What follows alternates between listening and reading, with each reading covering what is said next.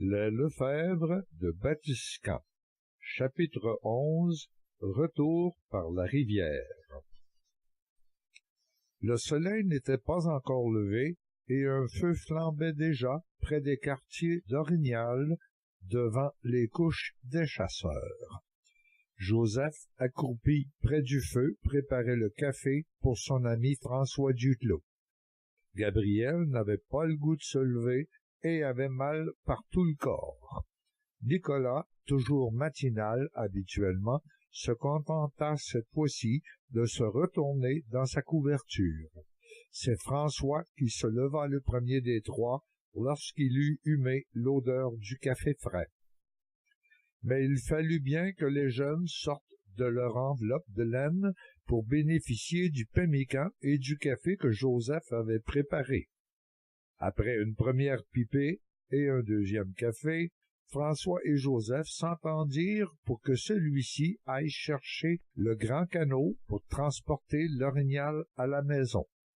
L'Algonquin traversa la rivière et partit au pas de course dans la forêt avec son chien à ses trousses.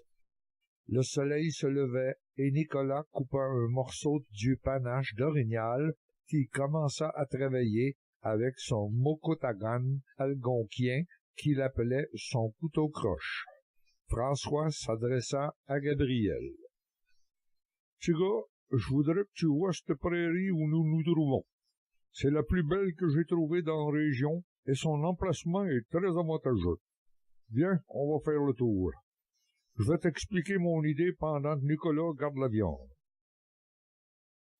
Traversant la prairie, les deux hommes entrèrent dans la forêt pour arriver 15 minutes plus tard au bord d'une rivière.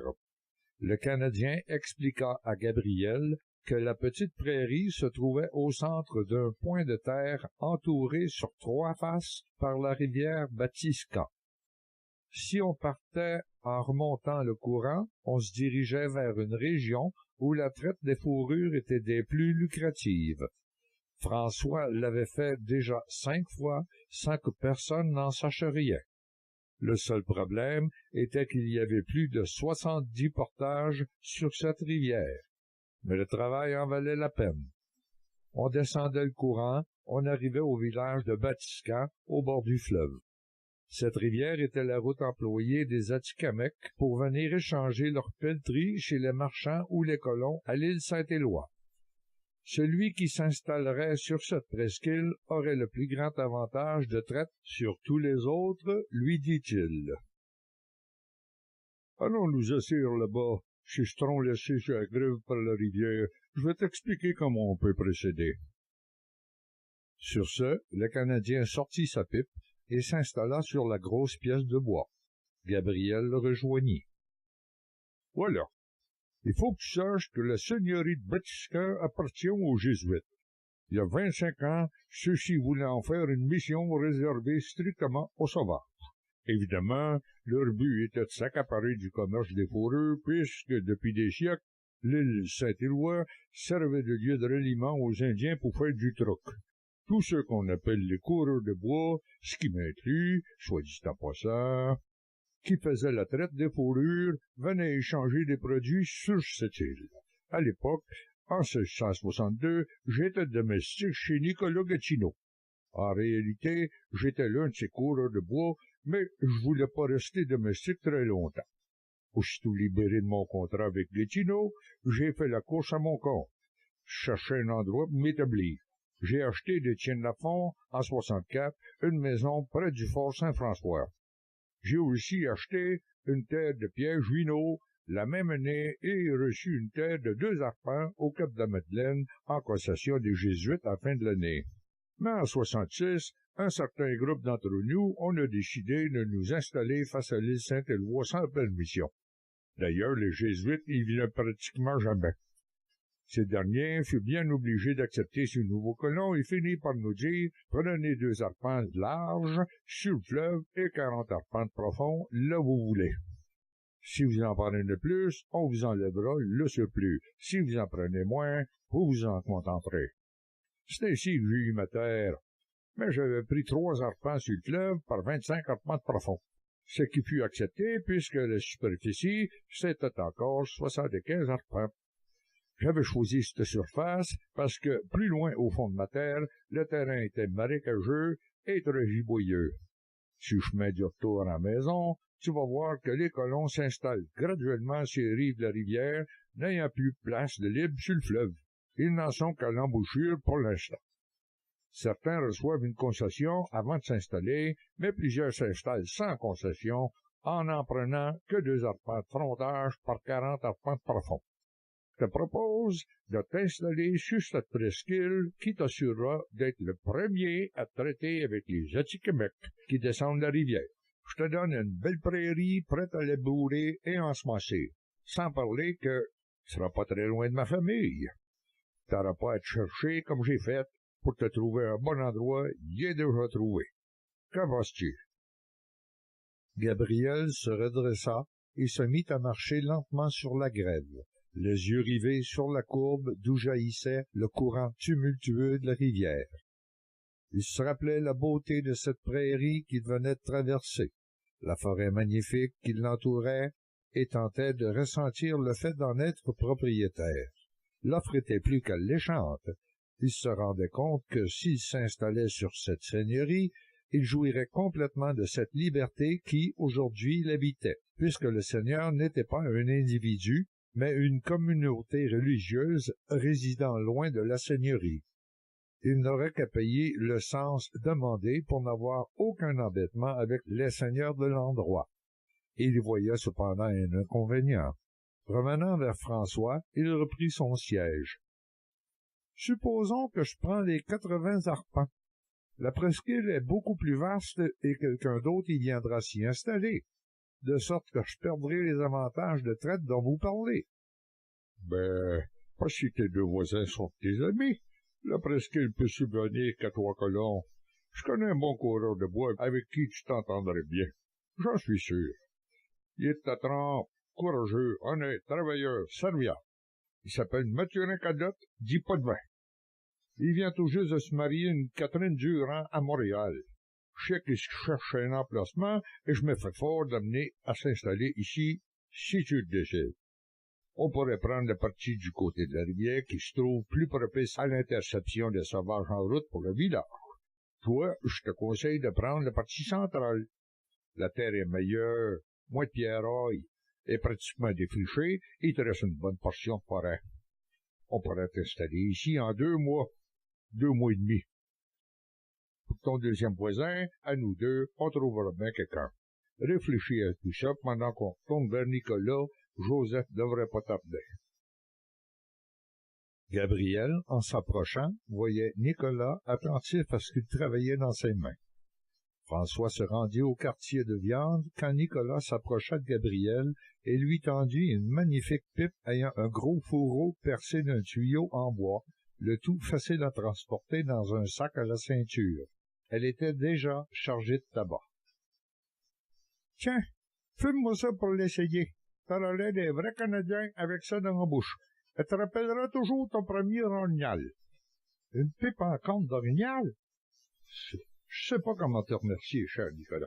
C'est un magnifique cadeau. » Gabriel prit un tison dans le feu et alluma la première pipée de sa vie. Il s'étouffa 2-3 fois, mais son sourire en disait long sur le plaisir qu'il éprouvait. 20 minutes plus tard, on aperçut un canot avec 2 passagers qui venaient du fleuve. C'était Joseph et sa femme qui approchaient dans le grand canot que Gabriel avait vu à son arrivée chez la famille Duclos. Gabriel s'avança près de François et lui murmura « C'est décidé. J'accepte votre suggestion. Dans 2 mois et demi, je serai installé dans cette prairie. » Il venait de fixer l'orientation qu'allait prendre la suite de l'histoire de sa vie, et il la voyait merveilleuse. Chapitre 12. On s'organise. François Duclos était parti pour Montréal avec Joseph dans le gros canot. Il devait revenir accompagné de Mathurin Cadotte et sa nouvelle épouse si celui-ci acceptait sa proposition. Entre-temps, Nicolas et Gabriel ne cessaient de préparer, entre les corvées habituelles, tout ce dont l'installation dans la prairie nécessitait. Gabriel avait acheté, du forgeron du village, 2 bonnes haches et une scie qu'il comptait garder. Nicolas l'avait initié au travail sur le tour, en lui faisant fabriquer 2 gobelets et 2 assiettes qu'il conservait maintenant dans sa malle de marin. Le matin précédent, la femme de l'Algonquin était venue le trouver et lui avait mis entre les mains une belle paire de mocassins et une paire de mitaines, tous décorés de poils de hérisson. Elle les avait fabriqués de la peau d'orignal qu'il avait tuée et partagée avec la famille de Joseph. La même journée, Gabriel avait rencontré l'armurier de Champlain et lui avait commandé un fusil. L'armurier devait prendre un de ces fusils que Gabriel avait choisi et le modifier au goût de l'acheteur.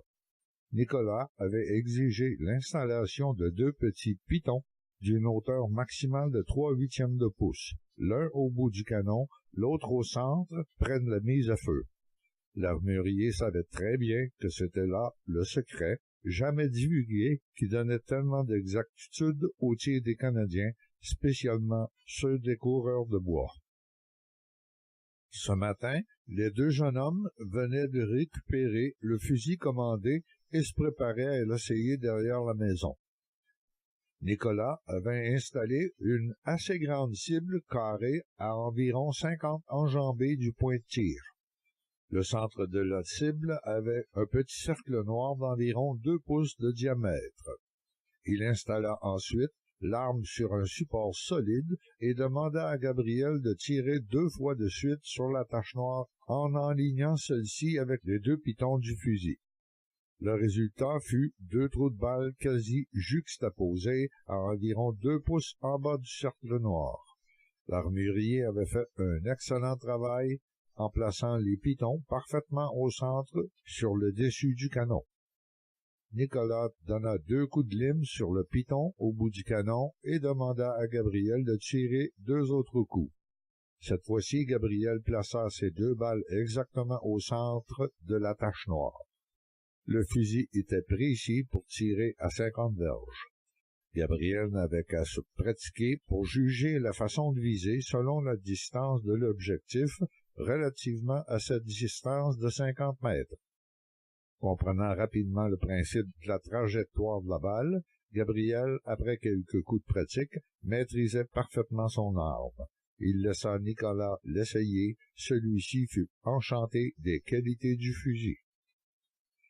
Les 2 jeunes gens entreprirent alors de fabriquer 2 couteaux de chasse. Gabriel dessina ce qu'il voulait obtenir et apprit de Nicolas comment y parvenir en se servant de la petite forge de son père. Les manches de couteau furent tirées du panache de l'orignal que Gabriel avait tué.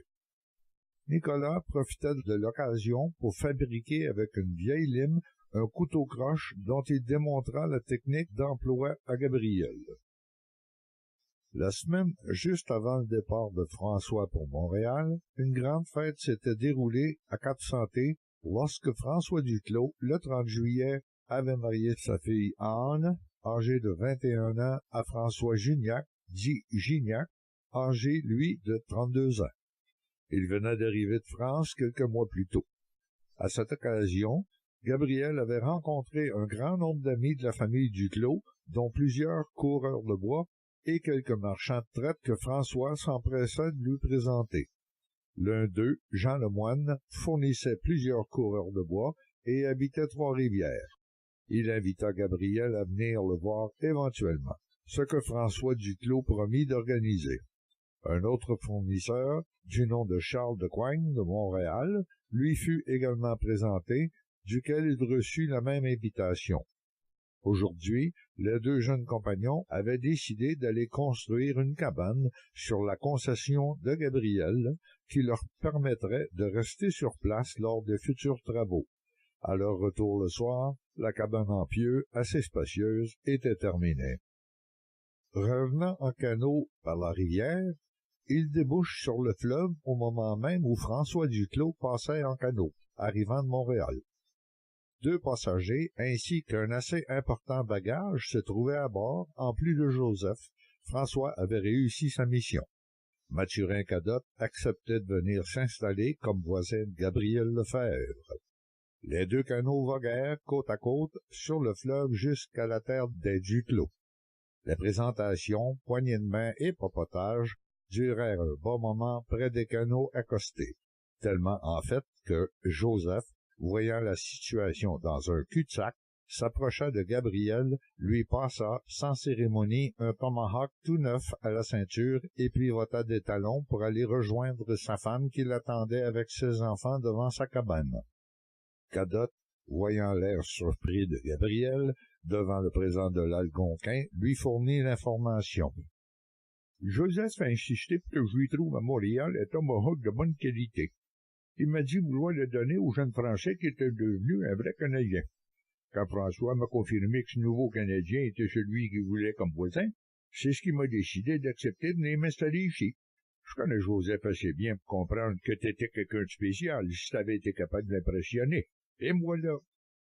Bon, les femmes montent à la maison, demanda François. Les hommes, on va débarquer tout le bardeau de la famille Mathurin. Allez, François, apporte-moi la barouette, cria-t-il.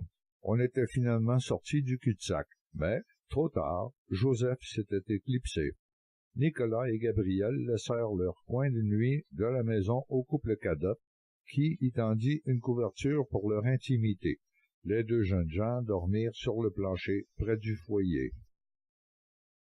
Les travaux d'installation allaient commencer au plus tard le lendemain midi. Nicolas avait la charge de mener le bœuf à travers bois jusqu'à la prairie. Lui et Gabriel partiraient donc tôt le matin. Les autres suivraient aussitôt que Catherine Durand-Cadotte serait installée adéquatement chez les Duclos et que ses possessions seraient en sécurité. Gabriel avait appris que Catherine Durand était la fille d'Anenonpa, une Huronne qui avait épousé Jean Durand dit La Fortune en 1662 et qui habitait actuellement à Batiscan avec son second époux Jacques Couturier. Les couturiers étaient également des coureurs de bois. Gabriel planta un pieu qui servirait à attacher le bœuf près de la cabane lorsqu'il entendit le cri de Nicolas. « Ils arrivent! » Levant la tête, il aperçut 4 grands canots transportant 3 hommes chacun qui approchaient sur la rivière. Dans le premier canot, il reconnut Joseph, Cadotte et François, mais qui pouvaient bien être les hommes dans les autres canots.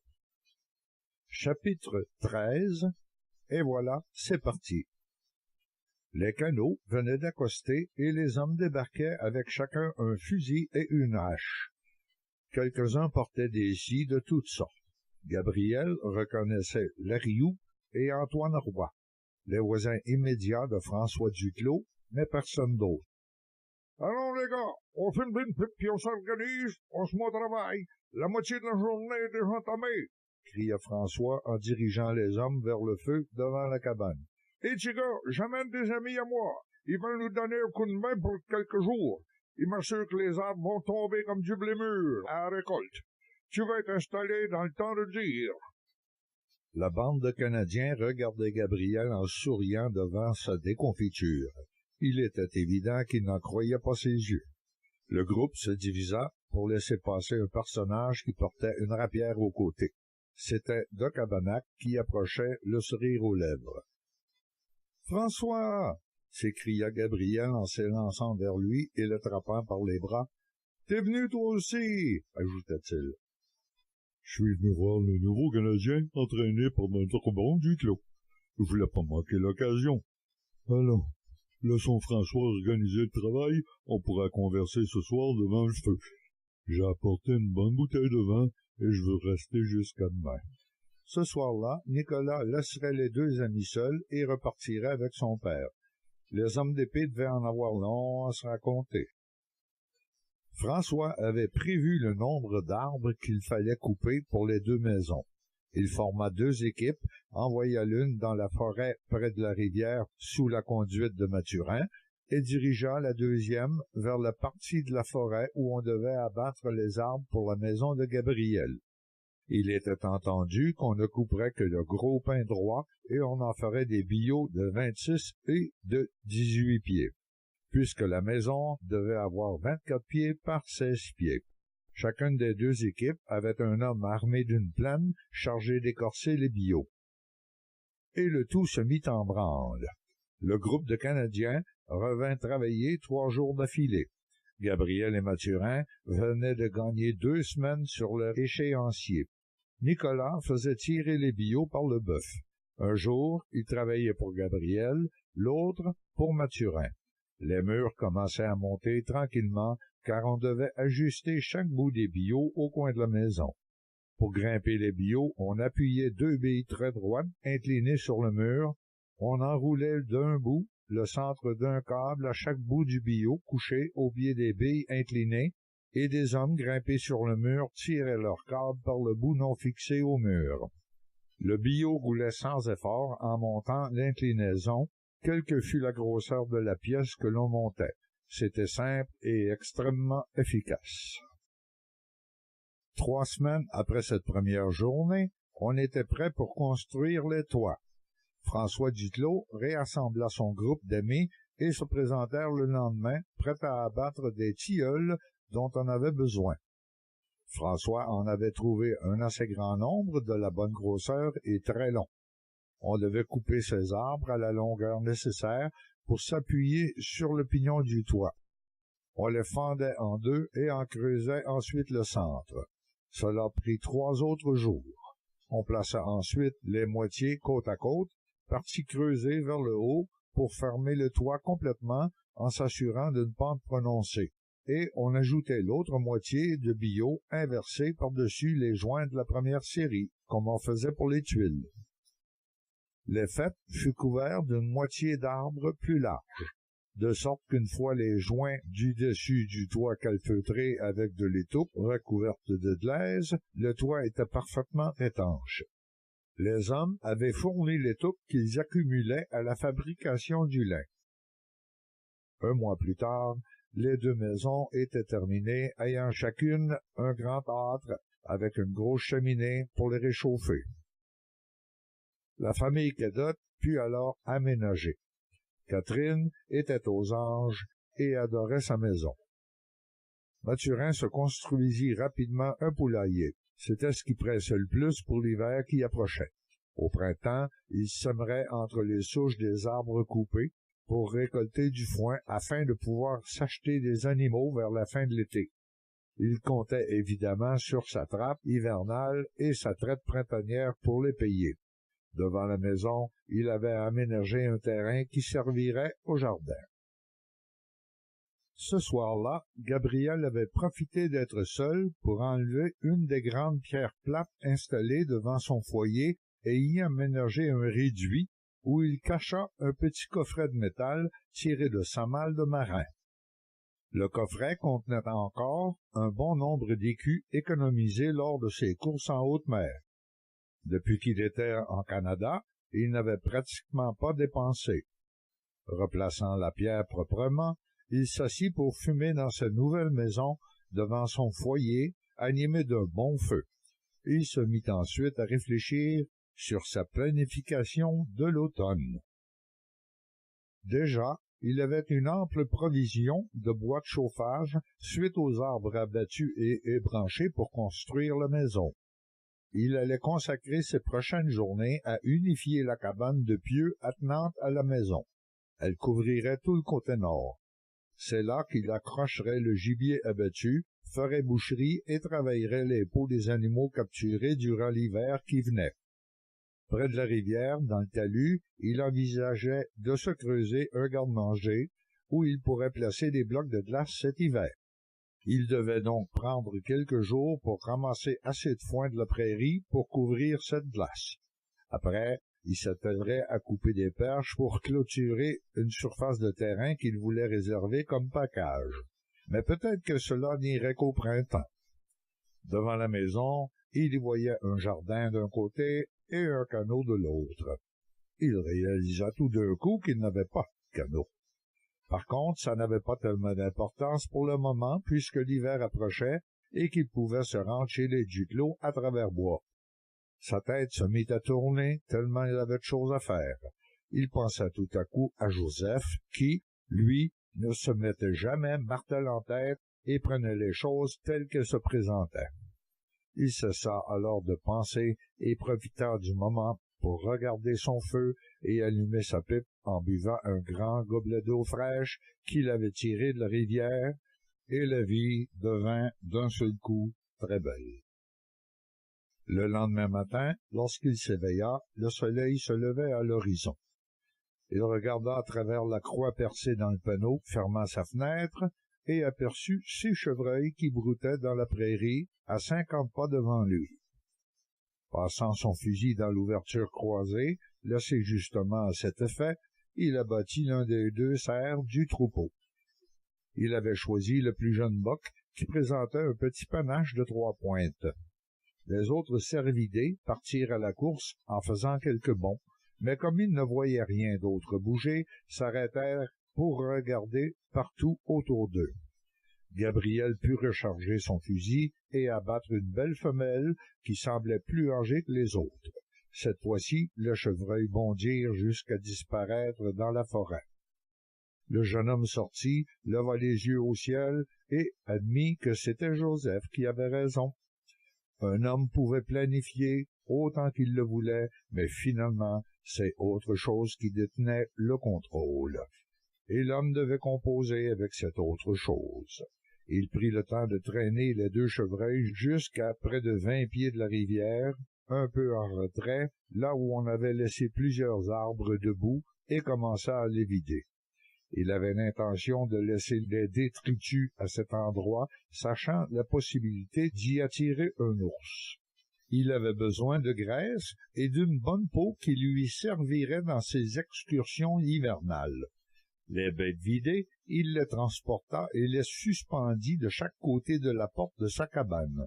Il commençait à enlever la peau du mâle lorsqu'il aperçut Cadotte qui arrivait à la course. Lorsque celui-ci reconnut le chevreuil, il ralentit quelque peu, mais n'arrêtait pas de courir. Gabriel apprendrait que plusieurs coureurs de bois se déplaçaient toujours au trot et ne marchaient que lorsqu'ils y étaient obligés. « Eh bien, la taille, je vois que ce matin ensoleillé te fait porter ton nom et t'obligeait d'épaisser. Quand j'ai entendu non pas un seul coup de feu, mais 2, j'ai cru que t'avais des problèmes. Heureux que ce soit pas le cas. »« Merci, Cadotte. C'est bon de pouvoir compter sur son voisin. Si t'as le temps de dépecer la femelle, je te donnerai les 2 fesses du moment que tu me laisses la peau sans l'endommager. Je suis pas un débutant, jeune homme. Marchez contre lui. Ma femme va être heureuse d'avoir du chevreuil. Mais tu devras m'aider au transport. Ça te permettra de goûter aux fèves au lard que cuisine ma Catherine. » 1 heure plus tard, Gabriel se retrouvait assis à la table chez Cadotte et mangeait un plat qu'il n'avait jamais goûté. Les ingrédients se rapprochaient du cassoulet, mais n'avaient pas du tout le même goût. Ce fut toute une découverte pour lui. Il avait rarement mangé un plat aussi délicieux que ces fèves au lard avec du bon pain blanc qu'il trempait dans la sauce. Il insista pour connaître exactement la recette, disait qu'il irait acheter le nécessaire chez les habitants jusqu'à Champlain s'il le fallait. Lorsqu'il alluma sa pipe en prenant un 2e café, il jetait un coup d'œil admirateur autour de lui. La femme, qui était enceinte, avait extrêmement bien disposé l'intérieur de sa maison. En quelques jours, tout l'espace s'était transformé en quelque chose de douillet et très agréable. Mathurin avait commencé la construction d'un lit à baldaquin composé de grosses billes de bois en pin qui ajoutaient de la chaleur à l'ambiance de sa maison. La table était toute neuve et presque aussi grande que celle de chez François Duclos. De petits rideaux pendaient à la fenêtre et étaient du même tissu que la nappe sur la table. Un pot de fleurs sauvages finissait d'agrémenter le tout. Visualisant la nudité de l'intérieur de son chez-lui, il prit conscience de l'importance d'une femme dans une maison. Un visage lui vint aussitôt à l'esprit, et il décida d'aller porter l'après-midi même une des 2 fesses de chevreuil qui lui restaient à dame Jeanne Cerisier, épouse de François Duclos. Il irait, par la même occasion, se procurer le nécessaire pour se cuisiner des fèves au lard. Chapitre 14. Il était temps que tu te décides. Émergeant de l'orée de la forêt avec son cuisseau sur l'épaule, enveloppé dans une peau de chevreuil, Gabriel aperçut les enfants Duclos jouant derrière la maison. Lorsqu'ils le virent, l'un d'eux courut à l'intérieur pendant que les autres se ruèrent vers lui en criant. François Duclos l'attendait devant chez lui. « Salut, petit gars, je me demandais si on te reverrait un jour maintenant que t'as une belle maison. » ironisa-t-il. « Qu'est-ce que tu portes là? »« Un cuisseau de chevreuil que j'ai tué ce matin. J'ai pensé que Dame Jeanne serait heureuse de l'avoir. Je lui dois tellement de bonté. Arrive dans la cuisine. Je pense que tu recevras aussi bien que d'habitude. Je n'en doute pas une seconde, mon ami. » Jeanne Duclos Cerisier embrassa le jeune homme sur les deux joues et reçut avec joie le cuisseau de chevreuil avec la belle peau qu'elle demanda à garder. Ce à quoi Gabriel consentit sans hésitation. Lorsqu'il mentionna qu'il voulait aller se procurer des ingrédients pour se cuisiner des fèves au lard, Jeanne lui ordonna de tenir compagnie à son époux pendant qu'elle irait chercher ce qu'il lui manquait dans sa propre réserve chez l'une de ses voisines. Elle se couvrit d'un châle et sortit. François se leva et alla verser 2 gobelets de la bière d'Épinette qu'il avait faite l'avant-midi même. Les hommes fumaient en buvant à petites gorgées, et François remarqua que son compagnon était songeur. Il le laissa mijoter pendant 10 minutes avant de lui demander « Tu sembles avoir des tracoles, jeune. Qu'est-ce qui se passe? »« Il se passe rien, mais je sais pas quoi faire en premier pour me préparer à l'hiver. Je voulais des conseils, » répondit Gabriel. « Pas trop compliqué. T'as qu'à définir les choses à mener que tu ne contrôles pas. Par exemple, au printemps, les sauvages vont passer devant chez toi avec un tas de ballots de fourrure. Il faut être prêt à traiter avec eux. Sinon, tu vas perdre une année de revenus. Il faut donc te procurer un tas de bébelles à échanger, et ça avant que les glaces prennent sur le fleuve. Tu pourrais m'accompagner à Montréal, où je vais me griller chez un équipeur de ma connaissance. Il va certainement accepter de te faire crédit. »« Vous partez quand? »« Demain matin, » répondit Duclos. Sur ces mots, la porte d'entrée s'ouvrit pour laisser passer Louise, suivie de Nicolas, qui arrivait avec 2 gros seaux pleins d'anguilles frétillantes. « Regarde le père, les noces de Nicolas étaient pleines d'anguilles. On a fait une bonne pêche en titi, » s'écria Louise, le visage souriant et rouge de bonheur. « Bonjour, Gabriel. Comment tu vas aujourd'hui? » ajouta-t-elle en plaçant son seau sur la table. « Très bien, merci. »« Salut, Nicolas, » répliqua le jeune homme en ne laissant pas Louise des yeux.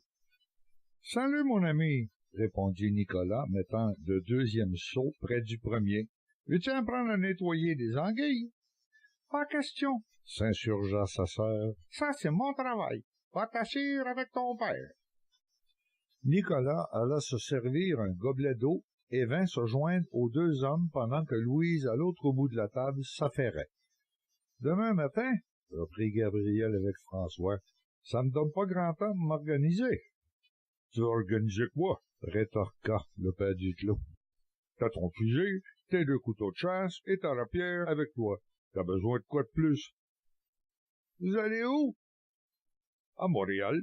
Je dois aller m'équiper pour la traite de l'hiver prochain. Gabriel doit le faire lui aussi. Il va venir avec moi. »« Il faut également que j'organise la cuisine de ma maison.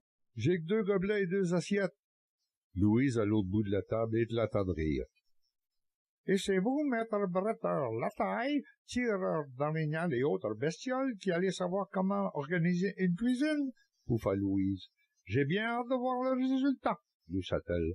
« Ben, il faudra bien que j'y arrive, » répondit Gabriel un peu froissé. « Tu n'y arriveras pas du tout, dit-elle, en s'inclinant et appuyant ses 2 poings sur la table. « Papa, c'est décidé, je pars avec vous. Sinon, ce gros bâtard va décorer sa cuisine avec des pièges à ours et va oublier de s'acheter un chaudron de fonte ou des aiguilles à coudre. »« Mais tu peux pas faire ça, Louise. Nous allons jusqu'à Montréal, » s'étonna le jeune homme. Par contre, il pensait qu'effectivement, des aiguilles à coudre. « Et qui va m'en empêcher? » s'exclama-t-elle. « Vous, peut-être, monsieur? Sachez que je suis allé à Montréal quand j'avais 6 ans, 9 ans et 12 ans. Vous y voyez un problème à ce que j'y aille à 15 ans, bientôt 16? » Et elle attrapa une anguille qui reçut un coup de maillet un peu plus pesant que les autres.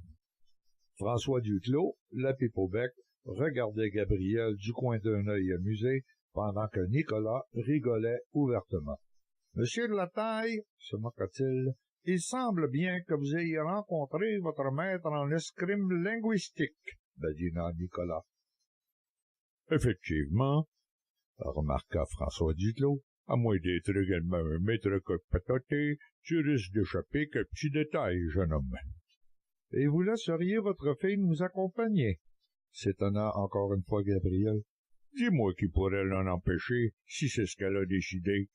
C'est certainement pas moi qui vais s'y risquer, dit-il. Vas-y si tu veux t'essayer. » Gabriel retourna son regard vers la jeune fille qui portait toute son attention à son travail comme s'il n'y avait plus rien à discuter. Réfléchissant quelques secondes, Gabriel se décida. « Monsieur Duclos, si votre fille vient avec nous pour organiser ma cuisine, aussi bien en faire sa cuisine à elle, accepteriez-vous qu'elle devienne ma femme? » Le maillet tomba des mains de Louise pendant qu'une anguille s'appuyait sur le plancher. Elle mit le pied droit sur l'anguille pour l'immobiliser, essuya ses mains sur son tablier et leva les yeux sur Gabriel qui la regardait tout étonné. « Père, ne répondez pas à cette question, dit-elle. « Monsieur Lefebvre, poursuivit-elle, ne croyez-vous pas préférable de demander à la principale intéressée avant de vous adresser à son père? » demanda-t-elle d'une voix sèche. Bafouilla Gabriel. « Mademoiselle Louise, accepteriez-vous de devenir mon épouse? » parvint-il à dire. « Je vous répondrai à notre retour de Montréal quand j'aurai visité votre maison, que vous n'avez même pas encore daigné me faire visiter, monsieur. » Et elle se pencha pour ramasser l'anguille cavaleuse. « Père, vous pouvez maintenant répondre à Gabriel, » ajouta-t-elle. « Comme tu peux le voir, mon ami, dit-il, encore là, c'est elle qui va décider, même si je m'y opposais. Ce que je ne fais pas, évidemment. Je dirais même que c'est ce que je souhaite. Mais c'est gentil d'avoir voulu me faire ressentir que j'étais le maître dans cette maison, répondit François Duclos, en allumant sa pipe qu'il avait laissé éteindre devant l'intérêt amusé qu'il avait porté à l'échange. Nicolas, face à Gabriel, se claqua les cuisses en riant. « Je savais que ça arriverait, mais j'avais peur de manquer le spectacle. Par contre, là, ma sœur, chapeau. Quel coup de mer! Mon ami Gabriel, je sais pas si tu t'en rends compte, mais t'es cuit, mon cher. Laisse-moi t'expliquer. Tu vas te rendre à Montréal avec ma sœur dans l'espoir d'avoir un oui comme réponse. Peux-tu me dire combien de choses tu vas refuser de lui acheter durant ton voyage? Dis-moi. Et non seulement ça, t'auras pas ton oui avant qu'elle eût visité ta maison, et alors là, je suis certain que t'auras aucune idée du travail qui va être négocié pour ce fameux oui. » Et il se remit à rire de plus belle. On devinait déjà chez lui la puissance de raisonnement objectif qui allait en faire un excellent juge de Batiscan un jour. Gabriel crut percevoir l'ombre d'un sourire sur les lèvres de la jeune fille qui continuait son travail. Il reconnut honnêtement qu'elle avait mené la négociation de main de maître, s'il y avait eu vraiment négociation, ce dont il n'était pas certain. Mais une chose l'était, cette belle jeune fille allait lui faire une fichue maîtresse femme, convint-il, si elle acceptait, évidemment, pensait-il avec une certaine inquiétude. Il prit la décision qu'elle ne pourrait dire autre chose que oui.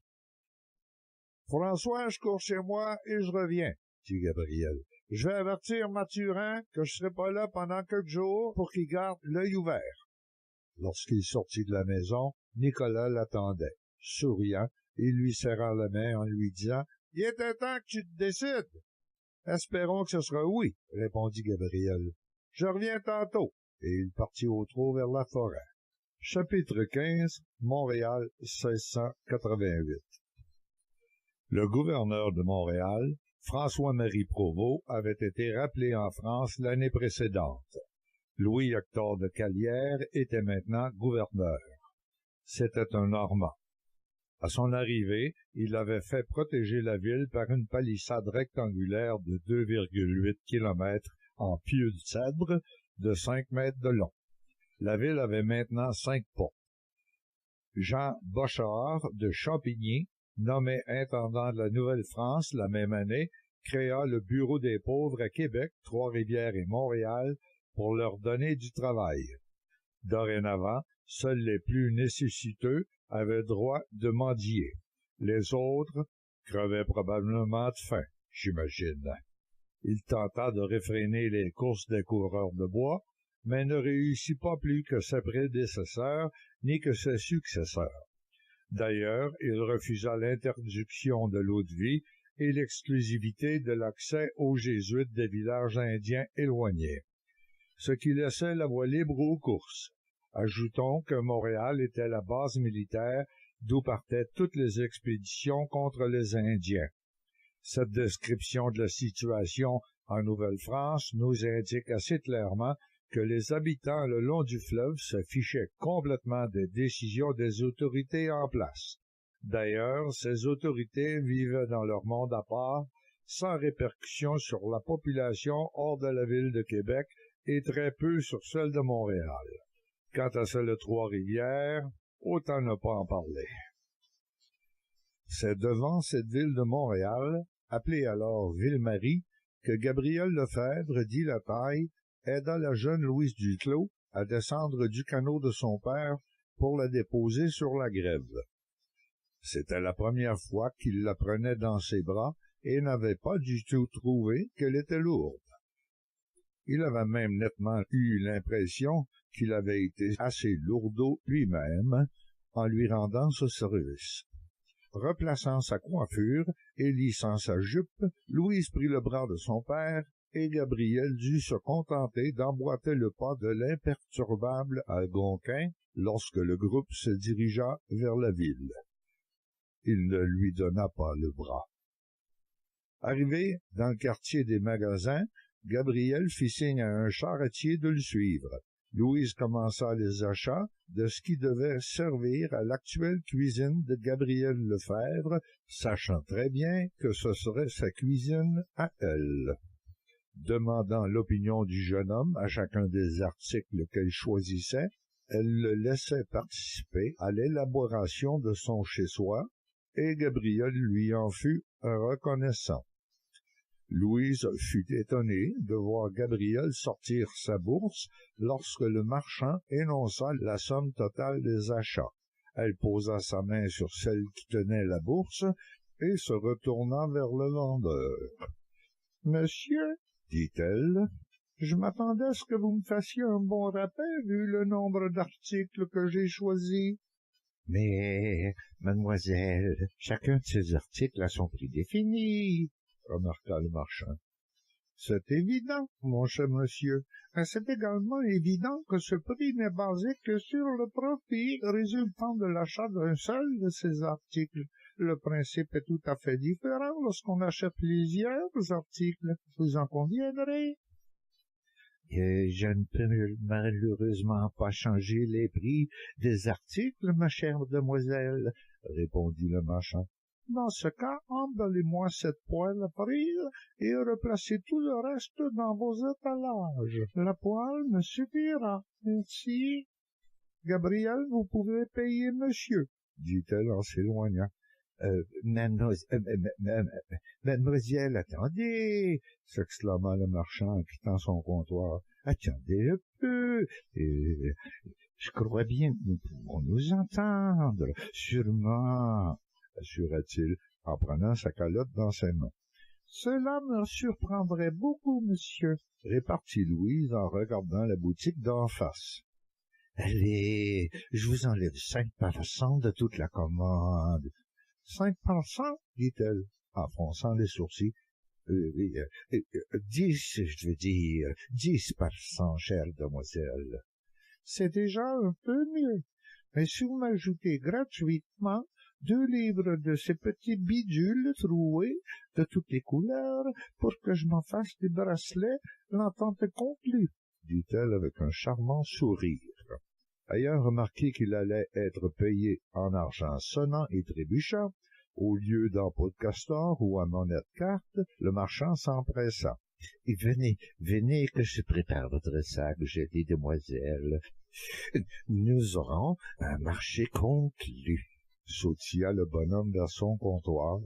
Il prit un sac dans lequel il enfourna plusieurs poignées de bidules trouées et présenta le sac de plus de 2 livres à Louise, qui l'accepta gracieusement.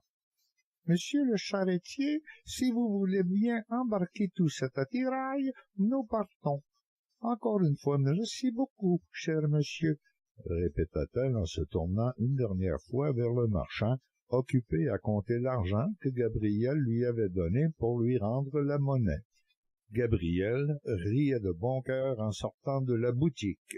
« Voici, Louise, » dit-il en lui présentant un sucre d'orge. « Le marchand m'a prié de vous remettre cette marque d'estime. » Elle prit le bonbon, le brisa en 2 et lui tendit un morceau. « Vous le méritez bien, Gabriel, pour m'avoir laissé transiger. »« Mais qu'allez-vous faire de ces bidules multicolores que vous avez exigés pour clore la transaction? » demanda Gabriel. « Oh, je vais en prendre une petite poignée et la donner à Joseph. Vous verrez l'effet produit sur son visage. Le reste vous servira à traiter avec les sauvages. Il les adore, ces bidules, » expliqua-t-elle. Ils arrivèrent près de François et Joseph, qui les attendaient devant l'entrepôt du marchand d'équipement. Louise sortit sa main du sac et présenta son poing fermé à Joseph. « Gabriel a pensé à ton épouse, mon bon Joseph. Il te demande de lui donner ceci. » Et elle laissa tomber une bonne poignée de petites billes dans la grande main de l'Algonquin. « Oh, » parvint-il à dire, levant les yeux pleins de reconnaissance vers Louise, puis vers Gabriel. « Épouse, très contente de mon ami canadien-français. » L'émotion du sauvage rayonnait tout autour de lui. Il rangea avec 1000 précautions les billes dans un sac accroché à son cou. On demanda au charretier d'attendre en lui promettant double pourboire, et on laissa Joseph pour surveiller le butin de cuisine. Lorsqu'ils entrèrent dans l'entrepôt, De Coigne, maître des lieux, se précipita vers eux et attrapa Louise par les épaules en l'embrassant sur les joues. « Ma poignée, » s'écria-t-il, « t'es toujours de plus en plus belle, la Louise. Heureux de te voir, Duclos. Et voilà le jeune Lefebvre que je m'avais présenté au mariage de la jolie Anne. Je suis très content que vous ayez tenu votre parole, mon cher. Mais sachez bien que je m'en doutais pas une seule seconde, et je vous attendais avec impatience. Venez tous, suivez-moi. » De Coigne les fit passer dans une autre pièce où il avait des fauteuils et des chaises. Il fit asseoir tout le monde et leur offrit un rafraîchissement qui s'appelait du bouillon. Cette boisson était très légèrement alcoolisée. La conversation dura bien 3/4 d'heure avant que François aborde le sujet de leur visite. Une entente fut conclue rapidement et on retourna faire le tri des denrées que chacun croyait nécessaires. Gabriel apprit que Charles de Coigne participait pour 40% des revenus produits de la traite de ces articles. C'était là leur coût. Il comprit alors qu'il ne pouvait tirer que très peu d'avantages à proposer de payer comptant ce qu'il choisissait et décida de faire qu'il avait la somme sur lui. Il remarqua que Louise n'avait pas touché au bouillon. Lorsque tout fut prêt et réglé, François s'informa s'il pouvait laisser, pour quelques heures, le matériel dans l'entrepôt de son ami Charles, incluant ce qui attendait dans une charrette à sa porte. « T'aurais dû me le dire que t'avais déjà du matériel dehors, » s'exclama le marchand. « Fais entrer tout ça ici, débarrasse-toi du charretier. Je ferai porter tout ça à ton canot quand tu te demanderas. Je suis ici jusqu'à tard dans la soirée. » Gabriel donna 4 pièces de cuivre au charretier qui semblait porter au nu. François Duclos présenta le bras à sa fille et se dirigea vers une auberge où il savait pouvoir trouver un très bon repas. Chapitre 16.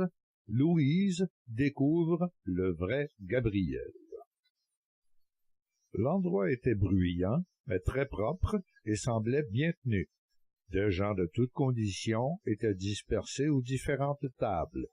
Duclos, voyant une table libre vers le fond, s'y dirigea en entraînant son monde. On prit place, et une accorte jeune fille vint s'enquérir de la commande. Duclos laissa entendre qu'il voulait choisir et commanda lui-même. Une autre jeune fille leur approcha chacun un grand gobelet d'eau fraîche. François les informa que l'eau était tirée d'un puits derrière la maison. Louise, les yeux brillants de curiosité, regardait tout le monde autour d'elle. Un soldat, assis plus loin lui faisant face, lui fit un clin d'œil et lui souffla un baiser en riant. Louise devint blanche, cessa de sourire et ses yeux se durcirent. Gabriel, auquel ce changement n'avait pas échappé, se retourna pour voir ce qui en était. Ses yeux tombèrent sur le soldat qui riait en le regardant insolemment. Levant son verre, il dit « La soubrette n'aime pas les baisers de soldats, l'ami. C'est certainement parce qu'elle n'en connaît pas, finit-il en riant. Gabriel se leva et s'adressa à l'impertinent. « Et vous ne me connaissez pas non plus, monsieur, puisque vous ne savez pas que d'offenser une femme qui m'accompagne risque de transformer vos vilets de babine de sorte qu'elle ne puisse plus jamais baiser quoi que ce soit.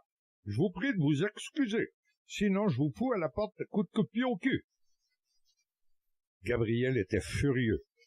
Louise resta bouche bée en l'entendant parler ainsi. Elle s'inquiétait de la suite des choses. François lui tapota la main et lui indiqua de laisser aller. Ses yeux pétillaient de plaisir. Le soldat fit tomber sa chaise en se levant brusquement. Il dépassait Gabriel de quasiment une tête, ce qui était très rare. Du brave camarade s'annonçait, semble-t-il. Soudain, une voix impérieuse se fit entendre. « Caporal Latour, vous vous croyez de taille à corriger ce gentilhomme l'épée à la main? » demanda un officier que Gabriel ne regarda même pas tellement ses yeux en colère étaient rivés sur le soldat. « Donnez-moi la permission, lieutenant, et vous verrez. »« Vous l'avez, Latour. Messieurs, dames, déplaçons quelques tables et chaises pour laisser un peu d'espace aux combattants. Mais je t'avertis, Latour, prends garde. » C'est alors que Gabriel reconnut la voix. Regardant le lieutenant, il vit le cache-œil noir à côté de l'œil bleu clair qui scintillait. Passant près de Gabriel, il murmura « Donne une bonne leçon d'escrime à ce belâtre. Il le mérite bien. Mais ne le tue pas. C'est un pauvre imbécile, mais c'est un très bon caporal. » Gabriel avait échappé sa colère et décida d'obliger son ami. Chape de la Corne salua Louise et François et se plaça en retrait pour assister à la passe d'armes. Latour dégaina et prit position. Gabriel fit de même, mais avec beaucoup plus de grâce. Aussitôt que l'autre rapière toucha la sienne, le caporal se fendit à fond sur son adversaire, qui para facilement, de sorte que la garde de l'épée du soldat se retrouva près de la ceinture de son adversaire. Gabriel agrippa de sa main gauche la main de Latour tenant l'épée et serra en lui pliant le poignet. L'épée tomba au sol, Gabriel recula et reprit position. « Ramassez votre lame, caporal, je n'ai pas fini. » Latour, furieux de sa malchance, croyait-il, ramassa sa flamberge et reprit position. Les Canadiens de l'époque improvisaient constamment des ritournelles. Quelqu'un dans l'assemblée commença à chanter ironiquement « Latour, prends garde, Latour, prends garde, Latour, prends garde, ça va être la farce, Latour, prends garde, tu n'y arriveras pas. » Et plusieurs reprirent en refrain. Louise, les mains sur la bouche, n'en revenait tout simplement pas. Elle regardait successivement son père qui riait ouvertement, de Chape qui riait tout autant, et reportait ses yeux sur celui qui allait devenir son futur époux, qui se battait avec tant de grâce, de maîtrise de soi, et elle le ressentait bien avec tellement d'honneur. Latour, encore plus enragé, la chanson à ses dépens, attaquait maintenant comme un forcené. Son épée virevoltait partout, là où Gabriel le dirigeait. En fait, la seule partie qu'il contrôlait toujours était la poignée. Et même cela ne dura pas, car il la sentit soudainement lui glisser des doigts et s'envoler vers le plafond où la lame resta plantée, toute vibrante. Louise bondit de sa chaise en applaudissant et cria « Bravo, Gabriel, bien joué !» Toute l'assemblée applaudissait avec elle, ce fait d'armes exceptionnel. De Chapdelacorne s'approcha de son caporal et lui dit « Sois pas trop déçu, Latour. Tu pourrais te vanter d'avoir croisé le fer avec la meilleure lame que j'ai vue des deux côtés de l'Atlantique. La taille est mon ami, et je savais qu'il t'était impossible de même être une menace devant lui. » « Caporal, ajouta Gabriel, Monsieur de Chapdelacorne vous a sauvé d'une blessure au corps qui vous aurait couché 15 jours, mais il ne vous a pas sauvé des excuses que vous devez à mademoiselle pour autant. Je vous somme d'y remédier rapidement. » Et il rengana sa rapière. « La taille, vous êtes un homme rare, dit Latour, et il se retourna vers Louise et ajouta, « Je m'incline devant vous pour vous présenter toutes mes excuses, mademoiselle. »« Vous êtes tout excusé, monsieur, surtout que le spectacle de votre démonstration fut assez ahurissant, » répondit-elle sèchement. Latour accusa le cou et devint rouge jusqu'aux oreilles. Il concédait avoir été désarmé par la taille pour ensuite être mouché par sa compagne. Il se tut, battu sur tous les fronts. Dorénavant, il ne chercherait plus noise à quiconque qu'il ne connaissait pas. Saluant, il reprit sa place car on avait déjà replacé toutes les tables. De Chappe abrassa galamment la main de Louise et fit l'accolade à Gabriel. Duclos l'invitant à table, Louise avait changé de place pour s'asseoir à côté de Gabriel. De Chappe avait pris la place près de Duclos, quant à Joseph, assis au bout, près du mur, les bras toujours croisés, il n'avait pas bronché d'un cheveu. Que dis-je d'un cheveu? Il n'avait pas bougé un cil. 1 heure et demie s'écoula avant que Charles de Coigne entendit arriver Duclos et sa troupe. « Es-tu certain de pas préférer partir demain matin, François? Tu peux loger chez moi, Marie sera heureuse de te revoir, c'est certain. »« Merci, Charles. Il reste bien 3 heures de clarté, ce qui nous amènerait au moins au bout de l'île où m'attend Guillaume Chartier du Robert. Il m'a taillé quelques habits que je dois prendre en passant. Je te remercie et salue ton épouse d'Abgodé pour moi, mais nous devons partir. » Un peu moins de 3 heures plus tard, la Brunante arrivait et François approchait son canot d'une sorte de petit quai.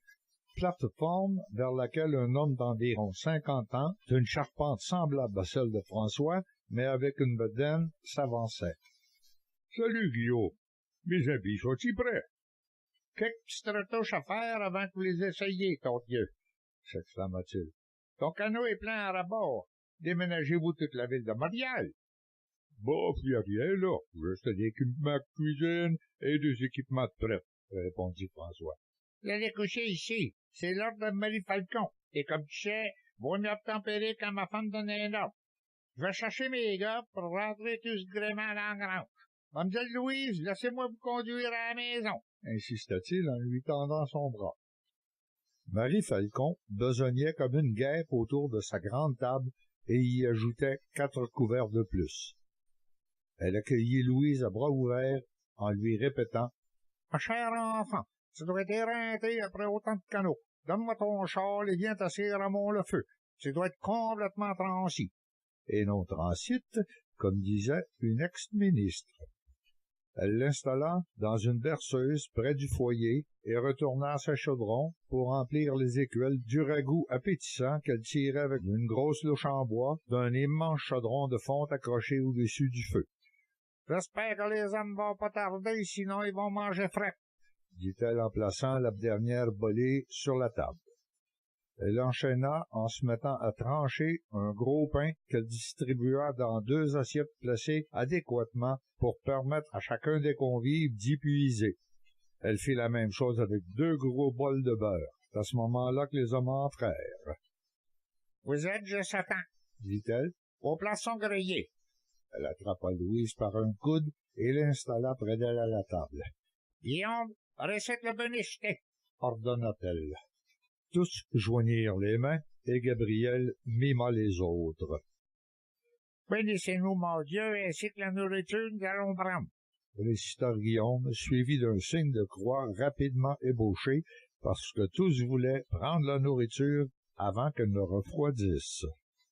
Puis ce fut le thé à la fin du repas, et les pipes se mirent à fumer, pendant qu'on s'enquérait des nouvelles de Pointe-aux-Trembles, que l'on troquait pour celles de Montréal et de Batiscan. Joseph fumait son calumet sans émettre une syllabe, même pas un « re ». Le récit de l'algarade de Gabriel arracha des O et des A de la part de Marie Falcon, qui était une femme assez démonstrative. Guillaume avait apprécié le récit en considérant le jeune homme qui lui semblait beaucoup plus sympathique que dangereux. Les garçons de la maison regardaient Gabriel avec des yeux admiratifs. On finit par faire des ajustements sur les habits de chacun, et tout le monde partit se coucher. Naturellement, les bises furent de mise, sauf pour Joseph, avant de se retirer. Près de s'endormir, Gabriel prit conscience qu'il commençait vraiment à les aimer, tous ces Canadiens. 250 ans plus tard, une descendante de Guillaume Chartier, dit Robert, épouserait un descendant de Gabriel Lefebvre et Louise Duclos. Ils furent mon père et ma mère.